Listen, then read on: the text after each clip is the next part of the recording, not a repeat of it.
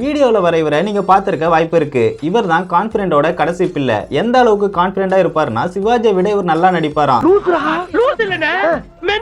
சிவாஜி மட்டும் இல்ல மற்ற ஆக்டர்ஸை விடவும் இவருக்கு அதிக திறமை இருக்கும். சொல்ல போனா தமிழ் இண்டஸ்ட்ரியில என்ன நடந்துட்டு இருக்குன்னா எல்லா சினிமா நடிகர்கள் நடிகைகளுமே வாட்ச் பண்ணிட்டு இருக்காங்க மேடம். சீரியல் ஆக்டர்ஸே பாத்துட்டு என்னடா அது அப்படின்ட்டு மறந்து போய் தான் உட்காந்துருக்காங்க மேடம். இவர் தான் நடிப்பு அரக்கன், நவரச நாயகன், அப்புறம் சின்ன சிவாஜி. இவர் Kamal uncle, Rajini uncle, Meena aunty, Shruti Haasan அக்கானா அவங்க வயசுக்கு ஏத்த மாதிரி முறை வச்சுதான் பேசுவாராம். ஹீரோயினா ஸ்ருதிஹாசன் அக்கா கூட என்ன அவங்க நடிப்பு ரொம்ப பிடிக்கும். அப்புறம் இவர் ட்ரெண்ட் ஆகணும்னு தான் இந்த பழப்பு பழைக்கிறாரு. சாரி இது மாதிரி எல்லாம் பைத்தியமா நடிக்கிறாருன்னு நல்லாவே தெரியுது. ஆனா இவர் பெய்டு ப்ரமோஷன் எவ்வளவு தரணும்னு சொன்னாலும் பண்ண மாட்டாராம். ஏன்னா மக்கள் கிட்ட விளம்பரத்தை திணிச்சு ஏமாத்த இவர் விரும்பலையாம். இன்னசென்ட் பைத்தியம் மாதிரி நடிச்சு மக்களை ஏமாத்தினாலும் காசு விஷயத்துல மக்களை ஏமாத்த கூடாதுன்னு நினைக்கிறாரு. பாத்தீங்களா, அங்க நிக்கிறாரு மனுஷன். அப்பாவி மக்கள் மத்தியில எப்படிமா விளம்பரத்தை திணிக்க முடியும்?